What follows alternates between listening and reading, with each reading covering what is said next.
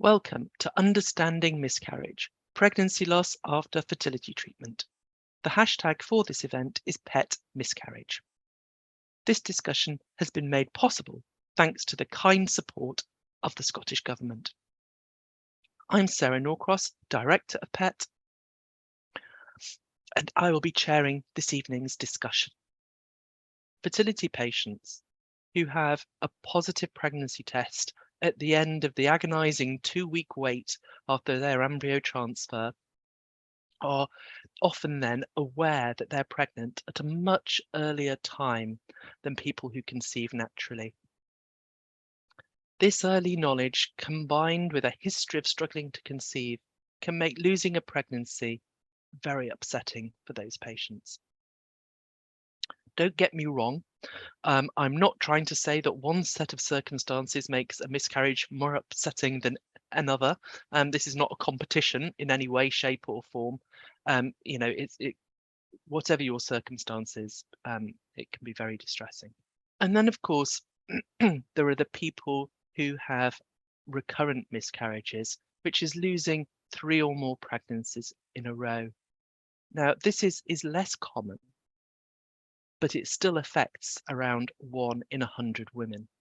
We have a really expert panel for you tonight to talk about these issues. We have Professor Abha Maheshwari, we have Dr. Ashleigh Holt-Kentwell, Dr. Justin Chu, and Ruth Atik. They will explore issues which include patients experiencing pregnancy loss after fertility treatment, patients seeking fertility treatment after pregnancy loss, what options are available to such patients, how best to offer support, and what language we should try and be using when we're talking about these issues. Professor Abha Maheshwari is lead clinician at Fertility Scotland, and she is clinical director and lead consultant for reproductive medicine and surgery at Aberdeen Fertility Centre. Thank you for asking me to speak in this event, which is very close to my heart, as well as it is something that we deal with every day in fertility clinic. I am going to be speaking about very basic concepts as starting for this session today, because we feel that, and it is coming from the experience of what I hear from the patients, that miscarriage and infertility are two probably different things, and they are being dealt differently. However, I am going to elicit where the similarities are and where the differences are. And it looks like there are 2 sides for the same coin. 1 in 8, 1 in 7 pregnancies end in miscarriage. So it leads to about 15% of the pregnancies which are conceived on their own end in miscarriage, unfortunately. It's the similar prevalence of people trying to conceive and are unable to conceive. So we say it's traditionally 1 in 7, so again 14%. And I would like to reiterate that after doing fertility treatment, the risk of miscarriage is not reduced. Fertility treatment helps you to conceive. It doesn't prevent the miscarriages, which is unfortunate, but it is the fact. And in both cases, whether you are trying to conceive or whether you are having miscarriage, unfortunately, age has an impact for both. The older the age is, the higher the miscarriage rate is, whether it's a conception on your own or whether it's after fertility treatment. And we know that the success rate of infertility treatment, again, is low as the age advances. So they're pretty similar in both these cases. There are various ways that we get in clinics. In infertility clinics, we get patients who have had history of miscarriages.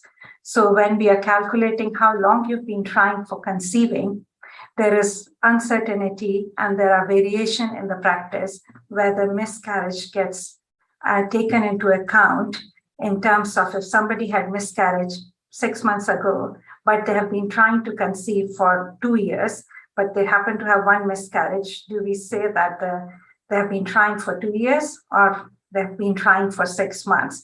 I know that there is variation in practice across the different clinics.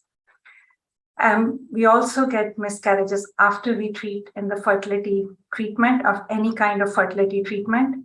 And do we treat them differently? Do not.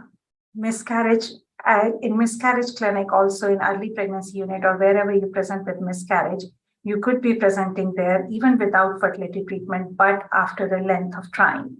So is that taken in consideration when you get treatment, when somebody speaks to you? Because it is at the back of your mind that, yes, you have been trying for a while before, unfortunately, the pregnancy ended in miscarriage.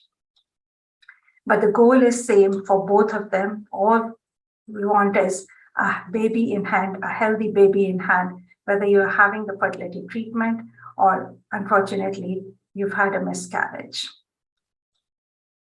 They both suffer from hopelessness cycle, which happens as a part of bereavement because it's a silent bereavement, it's an invisible bereavement. Most of the time, nobody knows that you were pregnant and you had miscarriage, and same is for the infertility treatment. Most of the time, people don't tell even their close friends that they're having that fertility treatment. So they're both going through, and you have a period that's hopelessness. Then you start again, you have ovulation. You think you're going to get pregnant again. You get to the pregnancy test. In case of miscarriage, that's hope. But unfortunately, it ends in miscarriage. But same as when you are having the fertility treatment, you're trying to conceive, you come off contraceptive, you have hope, you don't conceive every month, you see that period, that's a despair. Then you proceed further, appointment with your doctors or hospital referral, that gives you hope. But obviously the waiting in between for both these cases leads to despair. Start of treatment again is important, and we think that yes, there is a hope, things will work. And unfortunately, when fertility treatment, the success rates are nowhere near 100% for having a live birth. They are far off from there. We also need to consider as to whether the glass is full or empty in both these cases. Well, most of the time, when you're trying to conceive or you have a miscarriage, there are no known causes.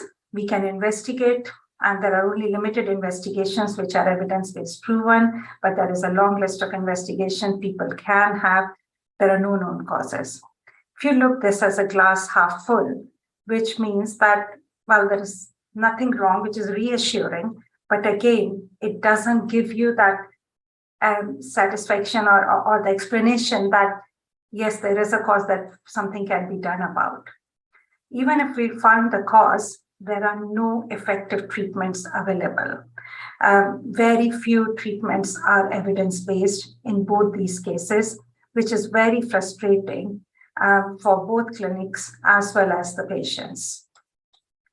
And it leads to the position of vulnerability, because there is an important psychological impact, which has impact on your day-to-day life. And it's sometimes said, okay, you have miscarriage or you haven't conceived, but there is another treatment, or you could try for another pregnancy. But time to birth is an equally important outcome, and it is a very important outcome. So a timely referral and in a manner to appropriate investigation initiated in a compassionate care is very, very important, more so for this group because of the vulnerability.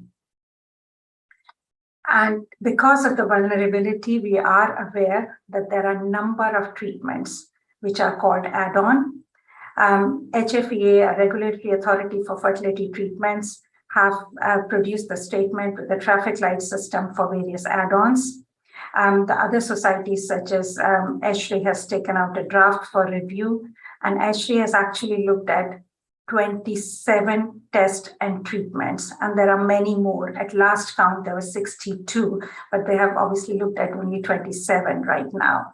And most of them, if you look at, they're mostly common for both kind of services, whether it's miscarriage, whether infertility, hysteroscopy, endometrial receptivity assay, immunology, NK cells.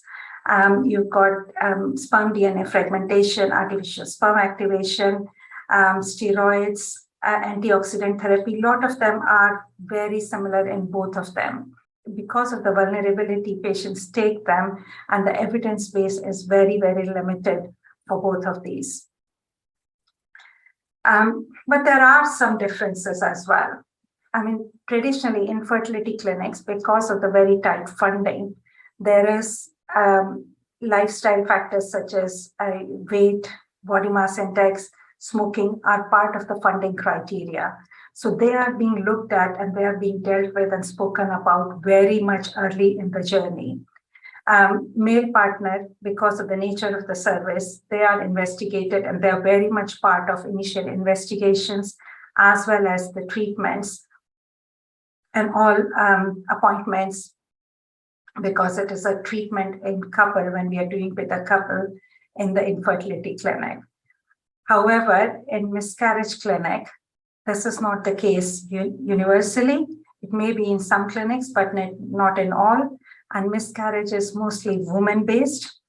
And it is difficult to discuss when you've just had a miscarriage, the BMI and the age, and the impact of that, because it is a difficult situation. But in infertility clinic, these things, because of the current funding, it gets discussed. And we know that age is also a funding criteria for any NHS-funded treatments across the country. However, recent Ashleigh, which is a European Society of Human Reproduction and Embryology, has released the guidance. And one of their leaflets, patient leaflets, says that sperm DNA fragmentation can be recommended as a test. However, it also says that your partner's sperm shows sperm DNA damage. And if it shows sperm DNA damage, then you need to, recommendation is that you stop smoking, have a normal weight, limited alcohol consumption, and normal exercise pattern is recommended. My take on this is, this leads to sperm DNA fragmentation. The lifestyle factors leads to sperm DNA fragmentation. So why don't tackle it at the beginning, just similar to the fertility clinics with any miscarriage? I mean, miscarriage is, again, it's a pregnancy, it's for two people together. So it's very much a joined up approach. That is what we need. And all these factors about smoking, BMI, lifestyle factors should be kind of looked at the beginning to help people prevent a miscarriage.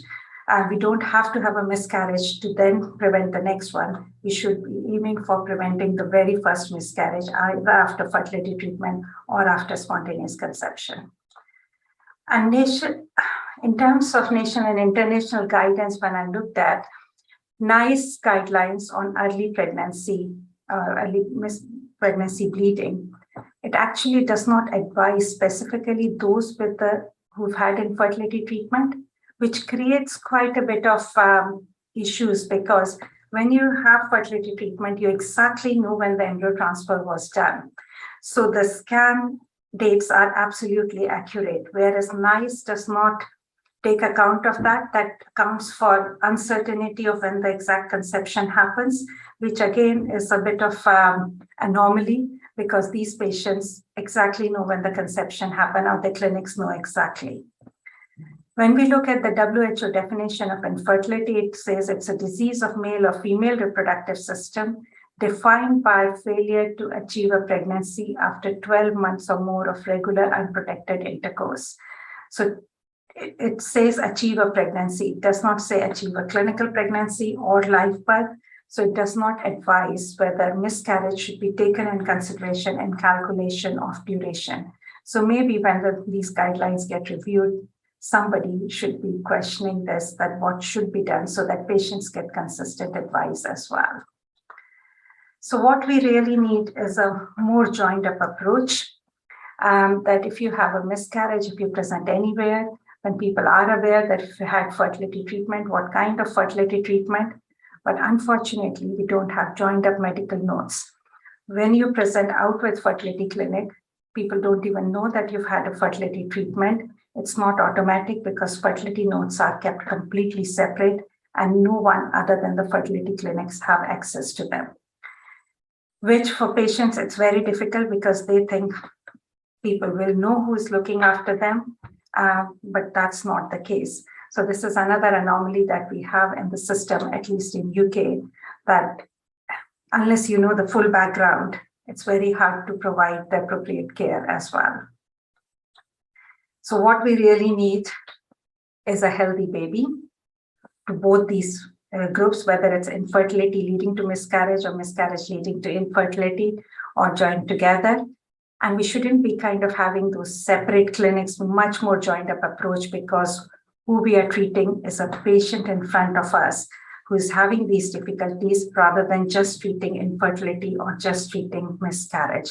So that's a plea for me to have a more joined up approach from the various national, international guidance from the clinics and the people who make the policies. So next this evening, we have Dr. Ashleigh Holt-Kentwell. I'm going to talk about interventions and adjuncts to reduce miscarriage, and note the question mark there. So this is based on a piece of work carried out with colleagues in Birmingham. If you wanted to read in any more detail, then you would be able to find the full piece of work here.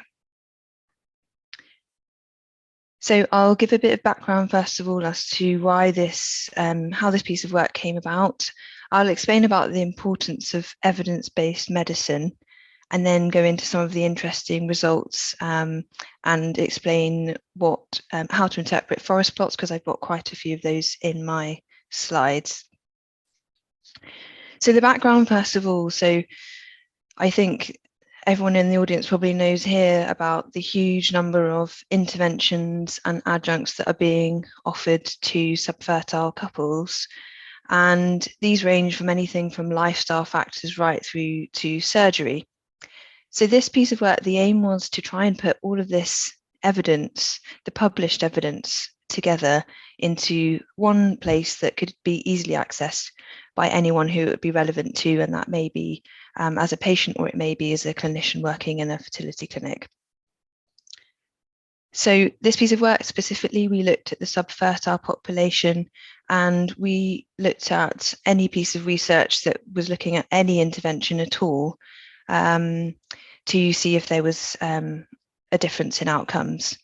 We did focus on miscarriage and looking to see if there was anything that either improved miscarriage rates or maybe even increased miscarriage rates, in the hope of identifying potentially some promising interventions. And it is worth noting that this particular piece of work, we didn't include a population with recurrent miscarriages. So this piece of work is important, I think, because it helps guide evidence-based practice, so that as doctors, we're only recommending treatment that's actually backed up by robust evidence.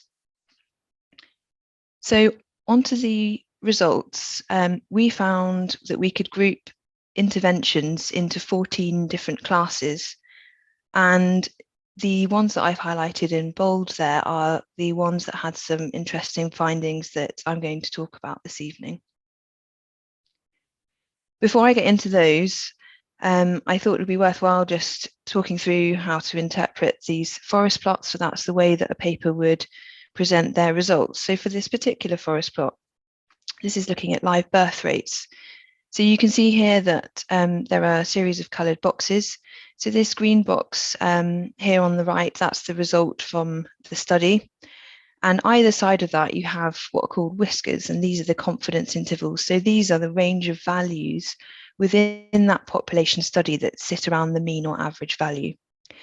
So on the right-hand side there, where the green box is, you can see that that's all the way over to one side and doesn't touch this vertical line, which is called the line of no effect. So going further down to the amber box, which would mean, moderate quality evidence, and the green box is high quality evidence. The amber line, that whisker touches the line of no effect, so there is no clear difference between the intervention and the comparison being studied in that trial. Finally, on the far left, we've got the red box, which is low or very low quality evidence, and that sits all the way onto one side, not crossing the line of no effect, so that's a conclusive result as well. You can see there that I've put worse and better at the bottom. So with live birth rates, anything to the right of the line of no effect means that live birth rates have increased, and that's what we want to see. And anything sitting on the left-hand side, that means that live birth rates have reduced, and so that is certainly not an intervention that we would be recommending. So I hope that makes sense. Just also to touch on how a forest plot might look in a study presenting on miscarriage as an outcome. So the box and whisker plots are exactly the same with their confidence intervals. You have your line of no effect, but of course we want to be reducing miscarriage rates. So actually a lower number, which would be to the left here, would actually be a good result. So going into some of the results here. So progesterone, which is produced by the ovaries and tells the lining of the womb to grow, it can be given in many different routes and doses and formulations. So this is the biggest forest plot that I'll show. And you can see here down the left, we've got all of the different interventions within various different populations and the comparisons. You can then got the number of participants and the number of trials that were included. And I've put the miscarriage and the live birth outcomes where they were reported by studies side by side so that we can look at both together. So you'll see here that just looking down this miscarriage column, that actually the majority of evidence is low or very low quality, unfortunately. And the majority of these confidence intervals or whiskers are crossing the line of no effect.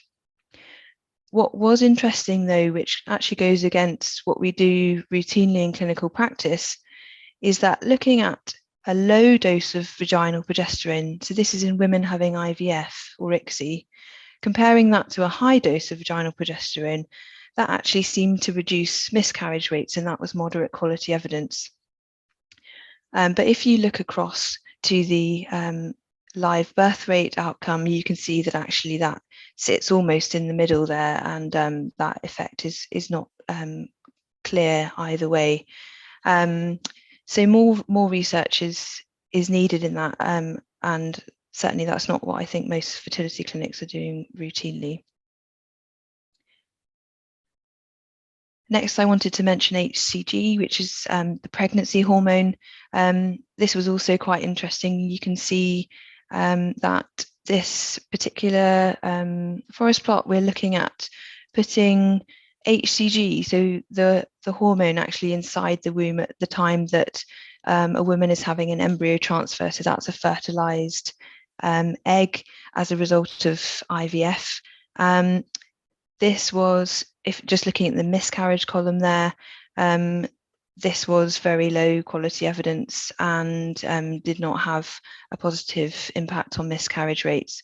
But actually, if you look down to the amber box in the live birth rate column, there was some suggestion that giving a high dose of HCG into the womb at the time of an early stage of embryo transfer, which is called the cleavage stage, that seemed to improve live birth rates, and that was moderate quality evidence. Again, more evidence is needed. This was based on a small number of trials, so isn't being used in routine practice in NHS clinics. The next thing I wanted to discuss was antioxidants in men, which I think is talked about quite a bit. The thought is that giving antioxidants potentially reduces the damage to the genetic makeup or the DNA in sperm that may occur as a result of what we call reactive oxygen species. And what we saw here with couples that were having IVF or ICSI, that there seemed to be a suggestion of a reduction in miscarriage rates, but actually you can see that that clearly crosses the line of no effect, and it's very low quality evidence. Looking across to live birth rates, this was moderate quality evidence, seemed to improve live birth rates, but putting everything together, there were some real concerns about the quality of these studies here. So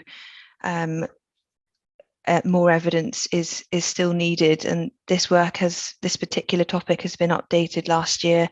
They included 5 more trials, and the outcomes and conclusions were the same. in that there seemed to be an improvement in live birth rates, unclear impact on miscarriage rates, and so not currently recommended. The next adjunct that I wanted to mention was something called DHEA, which is a steroid hormone. So there is a theory that maybe giving this steroid hormone could improve the response of the ovary when it's being stimulated as part of fertility treatment. And this has also been studied, as you can see here.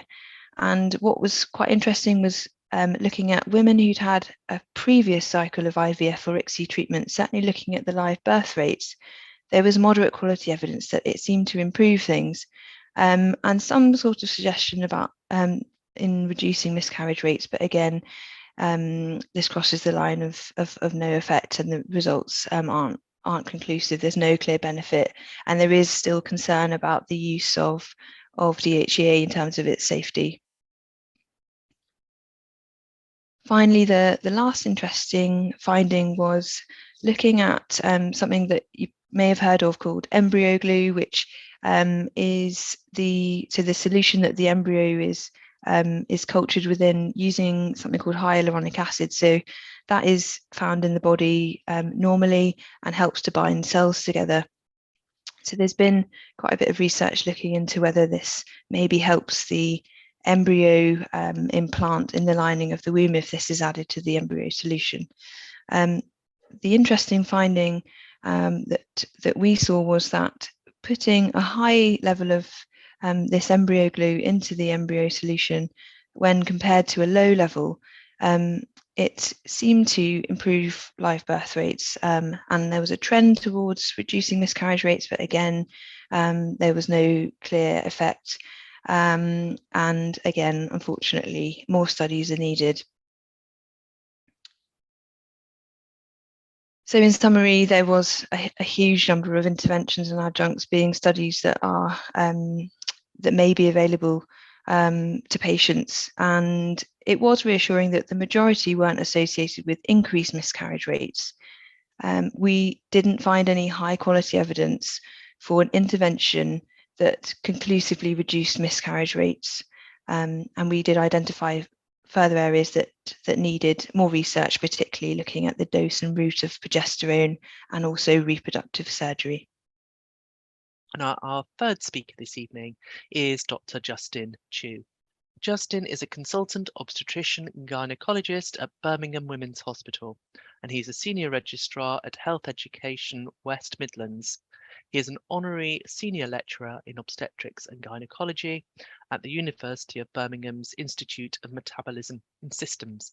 Thank you very much for inviting me to give this talk at PETS. I'm really honoured to be asked, as both IVF and miscarriage are very close to my heart and feel very passionately about both of them. When we think about IVF treatment, fertility treatment, we're often thinking about the quality of the embryo, and that is a direct function of the quality of the eggs and the sperm, but also how likely that an embryo is going to actually implant. And this is exactly what we want to see, isn't it? Around 7 weeks gestation, hopefully we'll be able to see a nice pregnancy with a heartbeat, but sometimes that may not happen.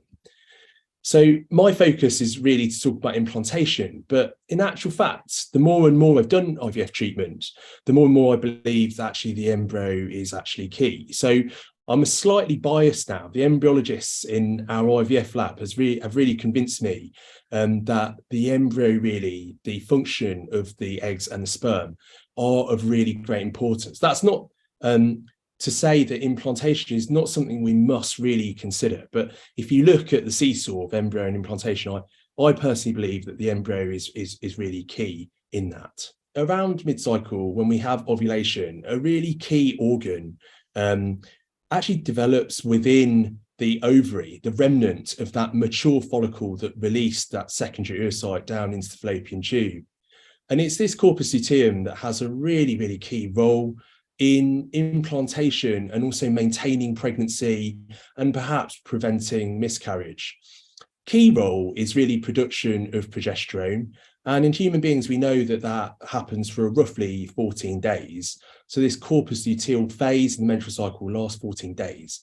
And once the progesterone levels, as well as estrogen inhibin levels fall, you'll end up having a period due to progesterone withdrawal. Now, really key to this is that progesterone is causing lovely secretory changes in the endometrium, making the lining of the uterus, the endometrium, nice and receptive and sticky and vascular and full of nutrients to be able to nourish, hopefully, an implanting blastocyst. Because we're here, when we're talking about implantation, there needs to be absolute synchrony in terms of timing.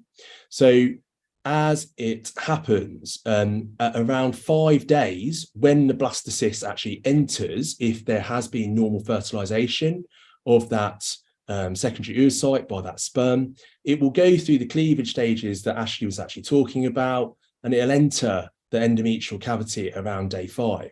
And the corpus luteum will have also been producing progesterone for 5 days. And so therefore, there's a very clear synchronous event that needs to happen. The age of the endometrium, if you like, has to match up with the age of the embryo, blastocyst, so that we can then get implantation. So actually, implantation as a process is a really complicated one. It's one that we really still don't understand a lot about in science. There's still lots and lots of research to be done. The difficulty is it's very difficult to justify the ethics around investigating human implantation for obvious reasons. But we know it's a really complicated one. We know there's 4 key processes: hatching of that blastocyst with apposition, joining, if you like, of that blastocyst to that secretory endometrium. It sticks and then it'll invade and hopefully cause a pregnancy. And in human beings, we know it's very complex. It's not very good either.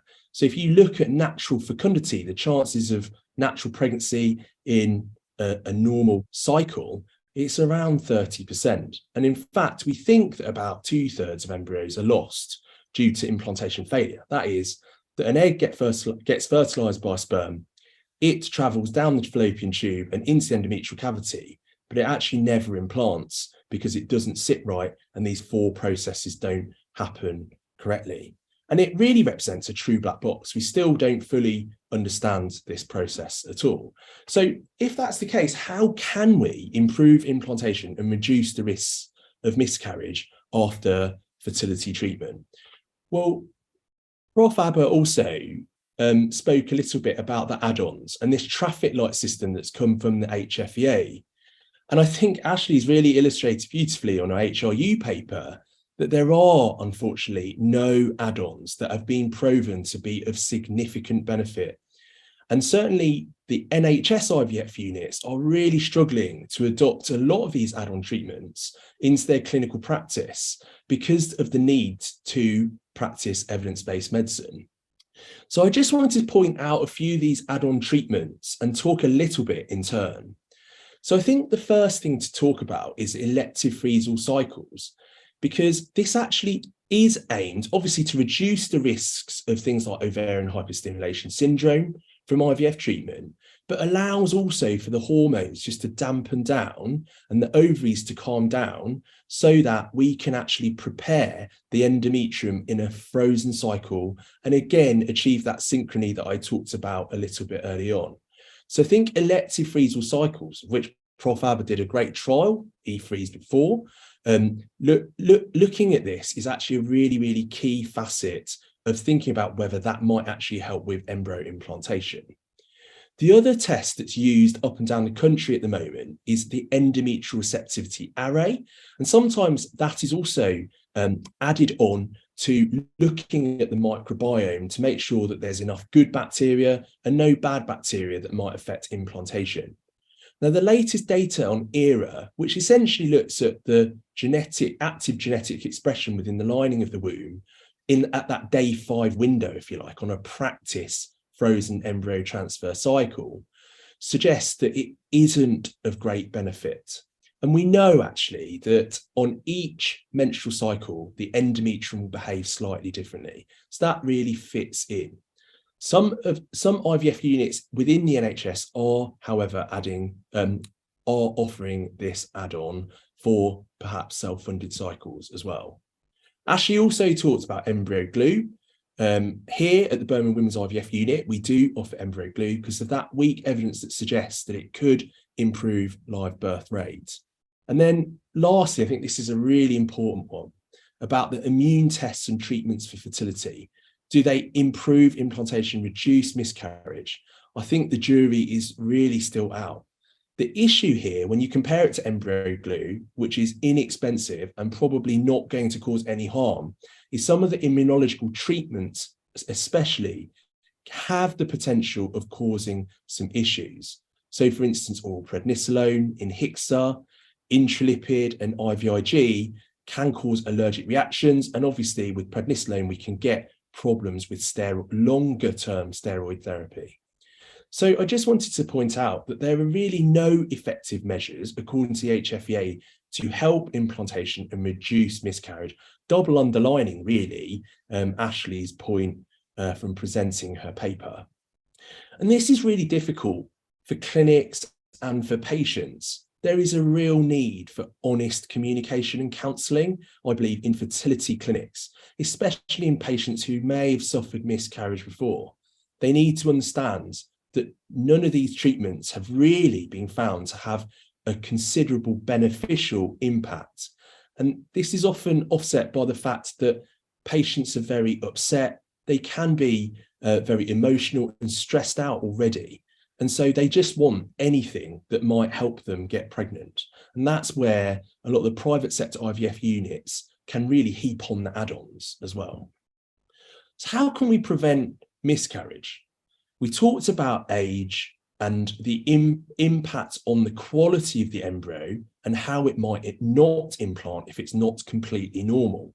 And by normal, what we really mean is euploid, with the appropriate genetic machinery within the cells of that embryo to lead to implantation, and then hopefully a nice clinical pregnancy that leads to live birth. Lifestyle measures are key. So I'd back up Prof. Abha here.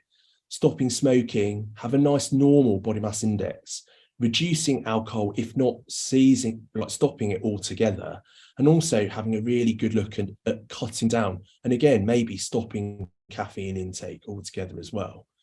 But from a medical perspective, working in the fertility sector, we are at a really important stage of speaking to women who are considering pregnancy. So managing their metabolic disorders, especially thyroid dysfunction, and also diabetes is really key. We've also got the perfect opportunity to ensure that women are taking pre-pregnancy vitamins as well. I'd point you towards a Lancet paper written by one of my, a lot of the people that work within the Tommy's Clinic and the Tommy's Group, Miscarriage Matters and the Epidemiological, Physical, Psychological and Economic Costs of Early Pregnancy Loss. Gives a really lovely rundown of risk factors for miscarriage by natural conception and also from fertility treatment. Okay, so I was also asked about progesterone. So what about progesterone? Well, we know that progesterone is key for endometrial receptivity, as I've already gone into detail when we looked at the menstrual cycle physiology. But progesterone is really key also in dampening down the immune response to foreign material, which is in effect that blastocyst, half of it at least. It inhibits uterine contractions and therefore reduces risk of miscarriage and preterm birth.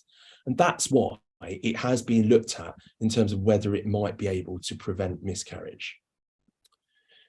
So I point you really, first of all, to this paper from the IVI group over in Spain, in Valencia. This is the paper published by Elena Labata, which has looked at whether low serum progesterone on the day of embryo transfer, especially in frozen embryo transfer for artificial cycles, what are the outcomes dependent on the progesterone levels? Actually, when you look at the data, it's very clear that if the serum progesterone on the day or the day before embryo transfer is low, whether women are using their own eggs with no pre-implantation genetic testing for aneuploidy, or using their own eggs with genetic testing or oocyte donation, there seems to be a signal that a progesterone level of less than 8.8 nanograms per mil, which is essentially like 28 nanomoles per litre, is a really key factor. So certainly here at Birmingham Women's, we have started testing for progesterone on the day before a hormone replacement therapy frozen embryo transfer cycle. PRISM was a massive trial done in the UK, looking at trialing progesterone in women with bleeding in early pregnancy. Because of its importance in immunomodulation and stopping uterine contractions, it was felt that maybe some women with corpus luteum deficiency in production of progesterone might benefit from having some progesterone treatment. So it looked at women presenting with early pregnancy, bleeding during the first 12 weeks at UK hospitals, and the intervention was 400 milligrams of progesterone. In the trial, it was utrogestan taken twice daily, vaginally, until 16 weeks gestation. The comparator was just a placebo pessary. The outcome was live birth beyond 34 weeks. And actually, they managed to randomise a massive number of women, 4,153 women randomised. We'll cut to the results, really. The primary outcome was actually looking at those 34-week births in those women with bleeding, either having progesterone placebo, because of Ashleigh, we can interpret these now. Unfortunately, didn't find a statistically significant finding of favouring progesterone over placebo. However, when you start looking at what happens to women who have had previous miscarriages before, you've got this lovely biological gradient where it shows that as women have more and more miscarriages, progesterone treatment, if they're bleeding in early pregnancy, becomes more and more important. So the next Morris plot really just shows the difference between if women have not had previous miscarriages before and they're bleeding in early pregnancy, if you give them progesterone, doesn't seem to make a difference. However, if you've got a personal history of miscarriage of one or more, giving progesterone seems to make a difference. So the summary, really, the key factor here, I think, is age and embryo quality are massive factors, unfortunately, when we're getting our women through IVF treatment. Unfortunately, there's no evidence-based ways to improve implantation. We can prevent miscarriage by really improving lifestyle factors. Progesterone is important in improving reproductive outcomes. I'm going to finish on a slightly controversial point. Pre-implantation genetic testing for aneuploidy, counting the number of chromosomes by biopsying a blastocyst at day 5 and then freezing that embryo, is becoming much more commonplace. The reason why it might reduce the risk of miscarriage is that we will select euploid blastocysts to transfer first, thereby theoretically reducing that risk of miscarriage. Our final speaker this evening is Ruth Atik. Ruth is National Director of the Miscarriage Association, and she is, among many other things that she has done in the realm of that role over the years, is that she's a co-author of the European Society of Human Reproduction and Embryology Guideline, Recurrent Pregnancy Loss.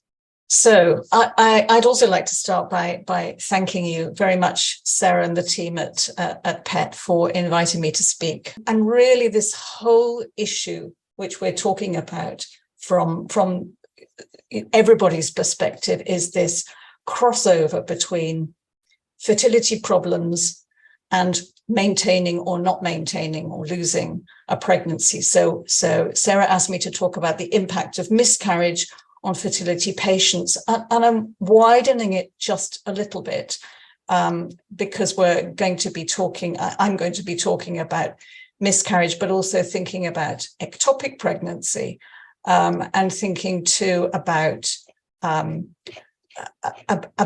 people who are not necessarily having fertility treatment, but also perhaps people who are subfertile or having difficulties in conceiving, but maybe don't get as far as having treatments.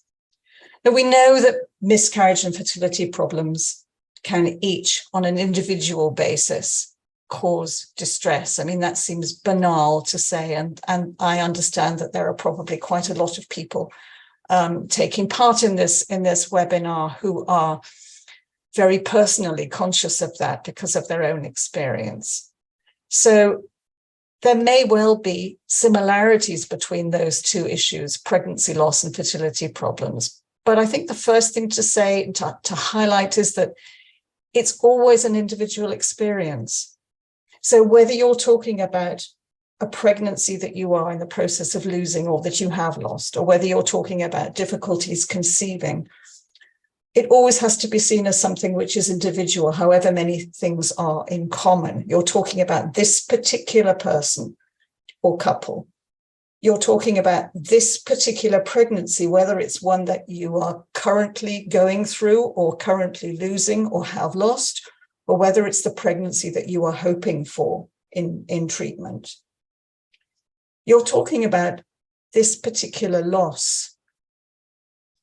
And I think people underestimate, particularly people who haven't been through this experience themselves, underestimate the impact of the physicality of a loss, or the length of time that this whole process can be drawn out, or having to make really difficult decisions about how something called a missed miscarriage, which has been diagnosed on scan but which hasn't actually taken place, how people are having to choose about how that is managed. And that's an odd expression to use, isn't it? But it's about whether you wait to let nature take its course, or whether you have medical or surgical management. And these, of course, are options or choices that nobody wants to choose. Nobody wants to choose any of them. They want their baby back. And there is also the impact that it has for each particular person or couple on their future. What does this loss or this difficulty or this problem around fertility mean in terms of their future? And just to highlight in this particular cartoon, that quote is from a male partner.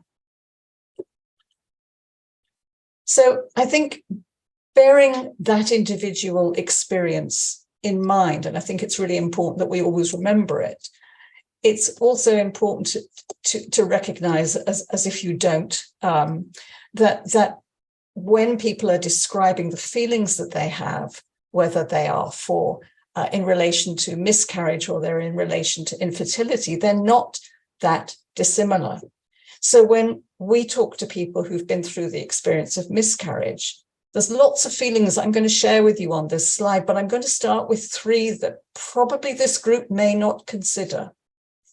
And that's that for some people, miscarriage is not devastating. There are some people for whom miscarriage is a relief, or it's a cause for sadness and regret, but they see it as a blip in their pregnancy history, particularly if they've had healthy pregnancies before, and they embark on another pregnancy relatively easily, with perhaps not a great deal of feeling of loss or grief or even anxiety about next time. But for many, many, if not most people, and perhaps certainly for the group that we're talking about today, there is a whole host of other feelings that people might have. And shock because you simply don't expect this to happen. Distress because it's happening. Powerlessness because you're very often in a situation where there's nothing that you can do at this point. It's not as if you've gone to a clinic and you've been told if you do this, this, and this, that there is something that's going to save this pregnancy. It is very unlikely to. And feelings of grief and loss that don't necessarily compute with the gestation, whether you are 6 weeks or 10 weeks or 14 weeks or 20 weeks. Feelings of anger, feelings of jealousy, an absolutely desperate need to find out why it happened. Why me? Why us? And in the absence of explanations, and for the most part, there aren't explanations because investigations tend not to be done, as was said earlier, unless you've had 2 or 3 or more miscarriages in a row. People will find explanations and they will blame themselves or possibly blame others, and they will feel guilt. And feelings of failure and shame are very, very common. Feeling isolated, other people don't understand, worrying about the future, both the imminent future about what's happening right now and what might happen in the more distant future.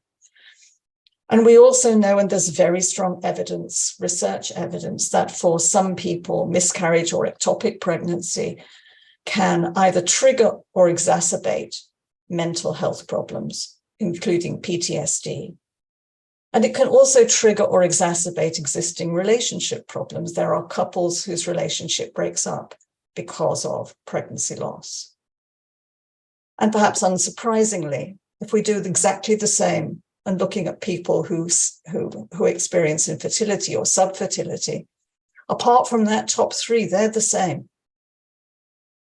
So these are the kind of feelings that people have. These are the impact that those particular either miscarriage or ectopic pregnancy or infertility or subfertility can have. But of course, when people experience both miscarriage and infertility or fertility problems, it's a double blow at the very least. And it may be very, very hard to bear.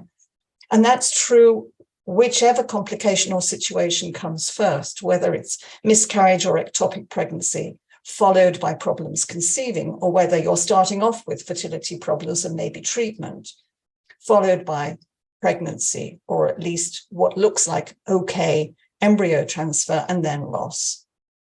So if we take the first of these, so miscarriage or ectopic and then fertility problems, these are the people who are dealing with the difficulty of having a loss in the first place, and having made the decision to try again, then find that they can't conceive and they're not conceiving. And so here you have, whether there's a clear cause or not, and it may just be out of the blue, or it might be because, for example, with somebody with an ectopic pregnancy, maybe it is found that both tubes were blocked and they are looking then to have IVF, for example. But in either case, the shock of the loss is followed by the distress of not being able to conceive and knowing that they need investigations and treatment. And in the second case, when we're talking about miscarriage or ectopic pregnancy after fertility treatment, that can be even more distressing, because whatever the cause, the joy of a positive pregnancy test followed by loss can be devastating. And, you know, this is the simplest, shortest quote, but it carries such a lot of weight for people, that this can be devastating for people. And actually, that can also be true, of course, for people who have this enormous sense of loss when treatment actually doesn't work, because that too is loss. It might not even be embryo loss, depending on what form of treatment you're having. But that feeling of, okay, we've got this far, we're now having some treatment, now we're thinking baby, as people very often do, you know, when they're starting the whole process of wanting to become pregnant. That can be a real sense of loss. And the same can be true if it took a very long time to conceive, whether or not this was a natural conception. It might have been also assisted conception. So this person is thinking, you know, miscarriage is awful, but actually it was worse for us because it took us so long to get pregnant. And now I'm also thinking about what's going to happen in the future. So if you think back to that slide that I showed near the beginning about the individuality of loss, this person is sort of working their way through all of those things. And we haven't even included here the physicality of it. For most people, it means the loss of hopes and dreams and plans, whether or not they were pregnant and then had a loss, or whether they had a loss after fertility treatment. So then what? When they've been through both fertility problems and pregnancy loss, then what happens? What happens when they're talking about, you know, do they continue or don't they continue? What are the kind of feelings that they have? And we know that some people will still have real hope and determination. They're going to keep on trying and they're going to stay positive. For some people, there will be real mixed feelings, positive and negative. And many of you will either have seen patients or you've been through this yourself, that you've got this huge pendulum swing between hope and anxiety, between hope and fear. For many people, there is uncertainty. There's a real wavering about next steps. And that can be for all sorts of reasons. It can be because of age, it can be because of finance, it can be because of practical circumstance, it might be because their relationship has broken down, it might be just because they don't know how much they can put themselves through.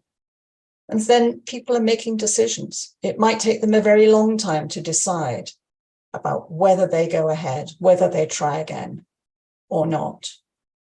It's a very, very hard decision to do. Can they put themselves through going through another IVF cycle and all that entails, and then put themselves through the anxiety of not knowing if that's going to work or not, or whether or not they may have another loss? And maybe they're just going to have to accept it, because for some people, they decide not to try again. So what helps?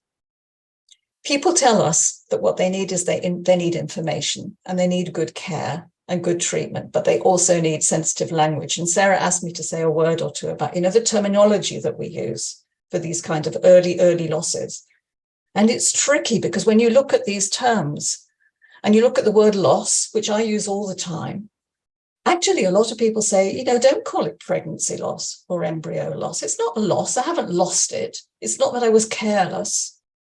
And there's a sort of, there's enormous sensitivity to the language that we use. And similarly, when we use words like failure, you can often feel like a failure. In any case, it doesn't help when we look at the language. And I think that the key really for clinicians is about trying to use the terms that people use themselves. They probably understand the issues around embryo and fetus, but actually they're thinking baby. And it's trying to echo the language that you use and explaining the terms that you do use in a sensitive way. And I think on top of the language and sort of finishing up here, often people need more support and sometimes more information and sometimes counselling than can be provided in a fertility clinic or in a miscarriage clinic. And so it's always useful to make, I think, or can be useful to make use of support organisations that are out there. And I include BICA, the Infertility Counselling Association, and places like the Ectopic Pregnancy Trust, the Miscarriage Association, Fertility Network UK. We have leaflets as well as a helpline that talk about the feelings behind and the decisions that you make and how you get through. And I think it's about all of us working together, wherever we sit, in the clinic or as a family or in an organisation like the Miscarriage Association, so that we can ensure that people who are affected by that awful double blow of pregnancy loss and fertility problems always have somewhere they can turn to for help. How much more likely are those who have had fertility treatment to miscarry than the general population? Are the causes of miscarriage the same as the reasons for infertility? The question in response to that question, do we exactly know what the prevalence of miscarriage is, given the definition of miscarriage is variable? In the general population, miscarriage proportion is on what is reported in hospitals. There is a lot of miscarriage that does not get reported, such as the biochemical pregnancy, although it is a pregnancy loss. It matters to patients, but it doesn't get reported. So the exact prevalence is not known in the population, unfortunately. The advantage with the fertility treatment is because people know very early on that they are and they're testing, hence the reporting is much more. But what the advice we give to patients is that there is no increased or decreased risk of miscarriage after fertility treatment as compared to what the current figures for the spontaneous conception are. So fertility treatment does not reduce the risk of miscarriages. It's a slightly artificial situation with fertility treatment, because what happens is that women have an embryo transfer, whether that's in a fresh cycle or a frozen cycle, and then they will have a pregnancy test usually 2 weeks afterwards, and then they will have a pregnancy scan usually 3 weeks after, if it's a positive pregnancy test, and will therefore know very quickly whether they've had a good outcome or a miscarriage, actually. So roughly speaking, the miscarriage rates from fertility units usually stand around 10 to 15%, and it's pretty static actually around that. Going back to biochemical pregnancy loss, yes, we do consider it as a miscarriage. Certainly in clinical practice, in recurrent miscarriage clinics, we do need to know when patients have had a positive pregnancy test and then gone on to miscarry. And the exact definition really, again, is really debated, but it would be a positive pregnancy test where then, unfortunately, the woman then goes on to have vaginal bleeding, and there's never sort of scan evidence, if you like, that there was a pregnancy sac, if you like, within the womb cavity. But yeah, we're aware, like Ruth was mentioning, that biochemical pregnancy losses is something that patients want to be accounted for when we're talking about their pregnancy history, certainly. I agree with Justin, and I think it's really, really important. It's having what you are hoping is going to be a baby described as a biochemical loss or a biochemical pregnancy can be hurtful. And also, for some people, it might be helpful. And that's the trick. That's the trick of individuality, because for some people that might feel kind of protective if they don't have to think of it as a baby who's been miscarried. But I think the majority would say, please think of this as a miscarriage. Do you know what the percentage of those experiencing miscarriage or infertility have fragmented sperm and or DNA damage? The only way we can know this if we were to do sperm DNA fragmentation test in everybody who is undergoing miscarriage and undergoing fertility treatment. Now, currently, we do not do that, so we won't know the prevalence of it. But one thing that is very visible from the literature is that sperm DNA fragmentation is higher if you're a smoker, if you've got high BMI, if you're alcoholic. So we kind of know that with these lifestyle fragmentation, with these lifestyle factors, there is a higher rate of DNA sperm fragmentation. The problem with sperm DNA fragmentation, I think, is the fact that there are a lot of different tests that are available, and there is no agreement about what a normal level of sperm DNA fragmentation actually is. So when that happens, it's impossible to really define how many patients have actually got sperm DNA fragmentation, because the normal range hasn't been decided.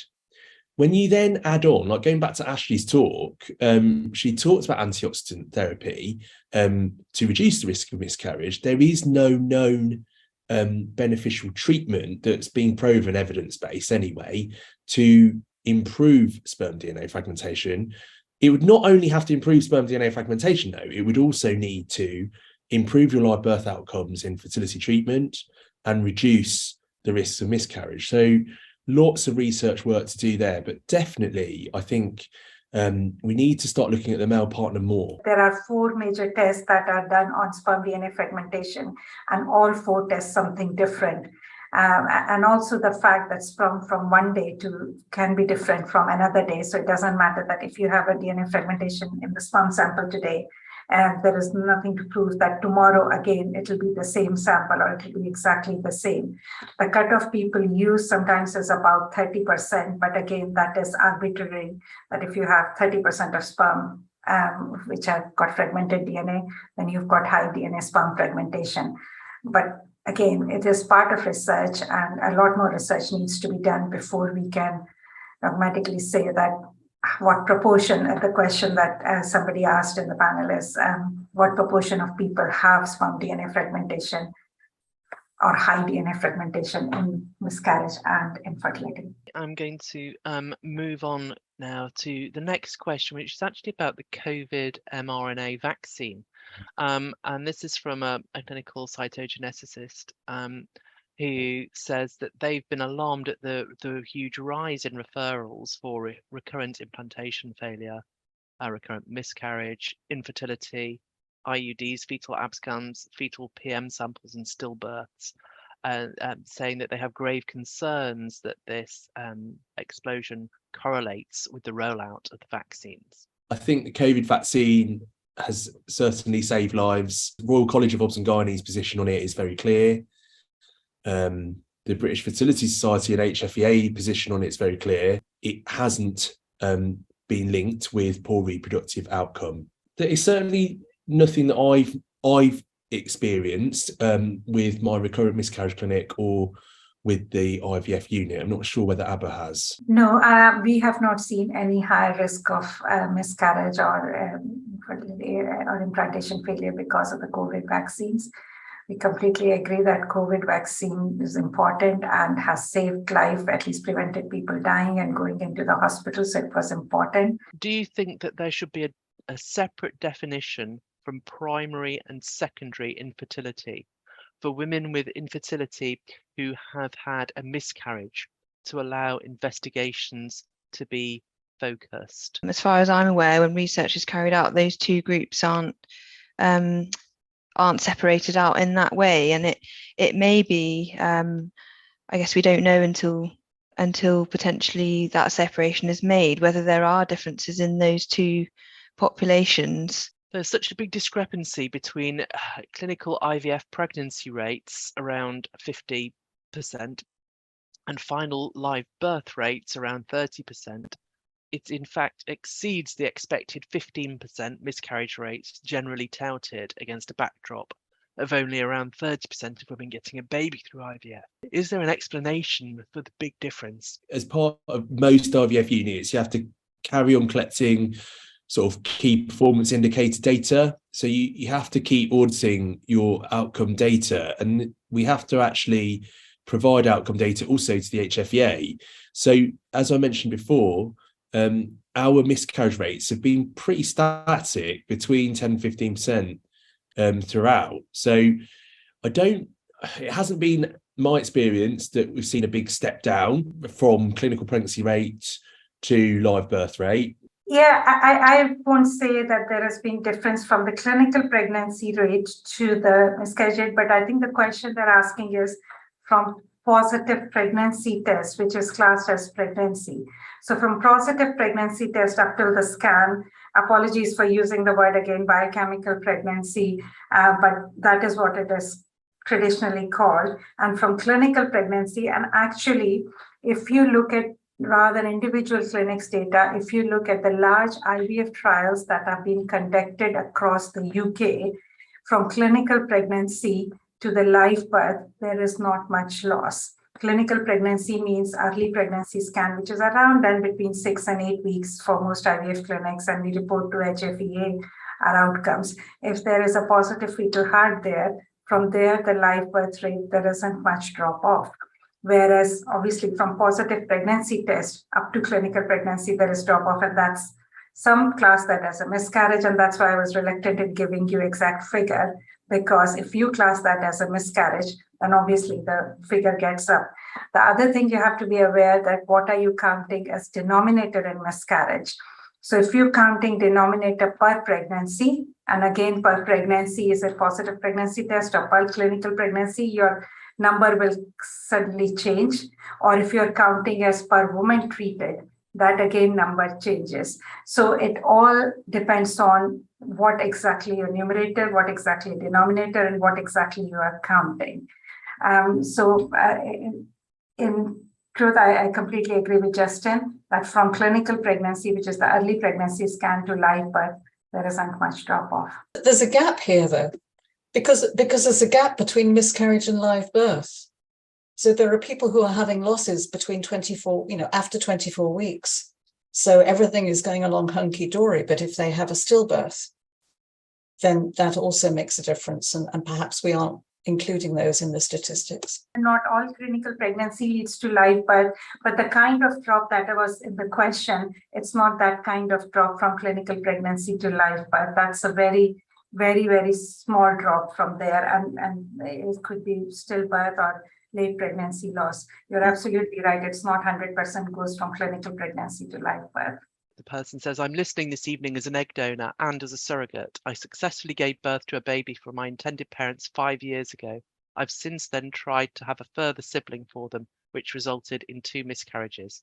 The guilt I felt was extreme, and it's been very helpful listening this evening, especially as we were never given any reason for these.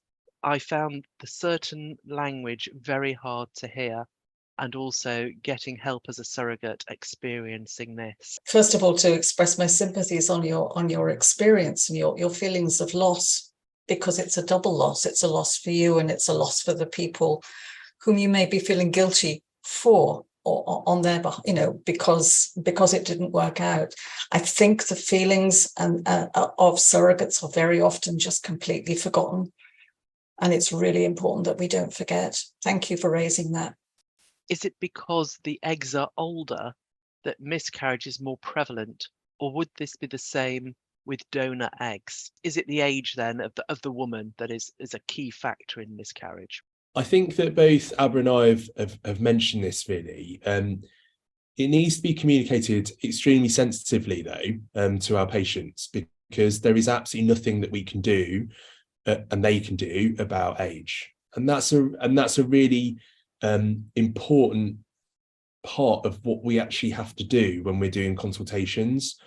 So to answer the actual question, unfortunately, yes, it does matter about the age of the egg, and it's quite stark actually. There's a lot of data to show the risks of miscarriage at different ages. I'll point you back to that Lancet paper from Prof Quemby at Coventry and Warwick that I mentioned in my talk. So if you then try and use donor eggs, in theory, if the egg donor is younger, and usually most IVF units will use egg donors less than 35 years of age, there should be a reduced risk of miscarriage. Yeah. If the woman is older, not necessarily, but generally, the man is older too. What about the age of the man in influencing the outcome of all this? I think that has not clearly and confidently been answered yet, but because more and more research is now being done into the impact of the male partner, I think it will be interesting to see what the evidence shows. But I know that there are some very small studies that have suggested that there may be an impact of the male partner's age, but it's in no way, unfortunately, comparable to the female partner's age. Joined up thinking is welcome, but here lies the biggest problem. The in-depth analysis of sperm and male factor seems widely disengaged from the couple's treatment. Do you see the need to give greater credence to male factor? And what do you propose in terms of education for fertility specialists? I would completely agree, because prevention is better than cure. So we want to prevent even the first miscarriage or first failed treatment. We need to really educate not just the fertility specialists, but the patients as well. And education has to start much early on.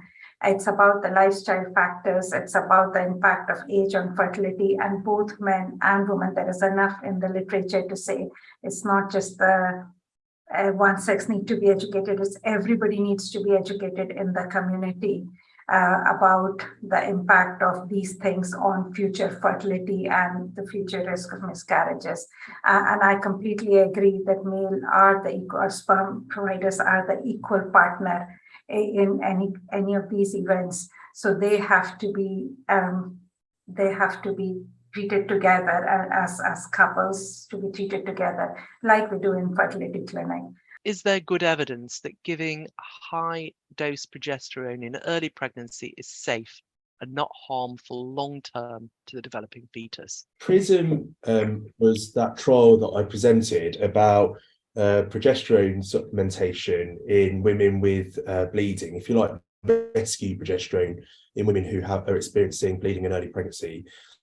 The other massive trial that was done was a trial called PROMISE, which was looking at progesterone in women with recurrent miscarriage, where we couldn't find a reason for why they were having miscarriages. Now, both of those trials totaled up to a huge number of women that had progesterone at the start of their pregnancy, and the data really shows that there isn't a very clear risk of using progesterone in early pregnancy.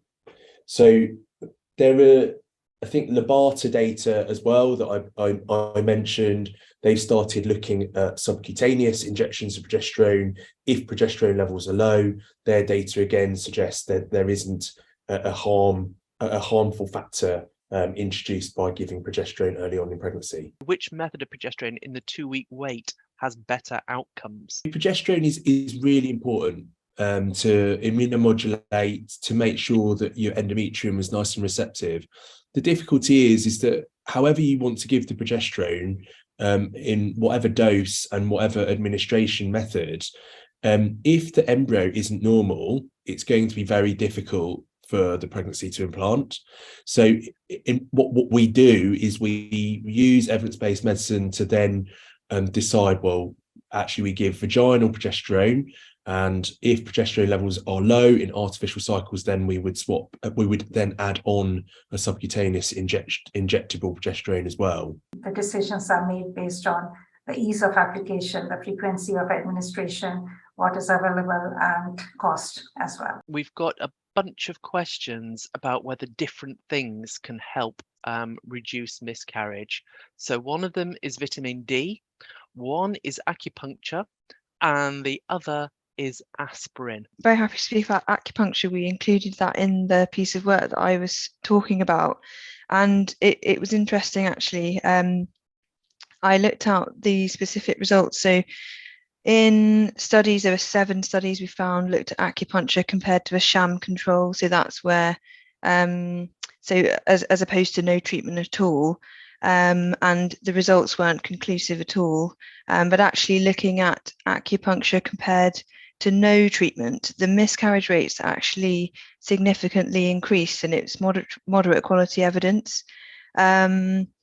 Confusingly, live birth rates also increased. So I think based on that, we still don't know a clear answer, but it does seem to be that there may be harm from acupuncture, and this is in a mixed population, so again, not particularly helpful. What about aspirin?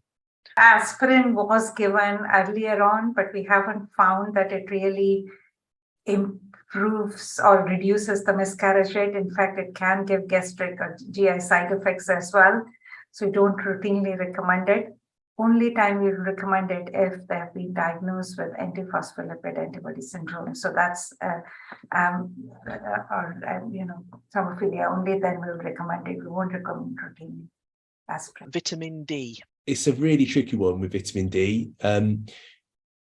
The actual research that I'd run was on a big cohort of women that went through IVF treatment in Birmingham, about 500 women, and we found that actually pregnancy test positive rates, clinical pregnancy rates were affected. So as you went from deficiency to insufficiency to replete, we found that there was a stepwise increase in your pregnancy rate.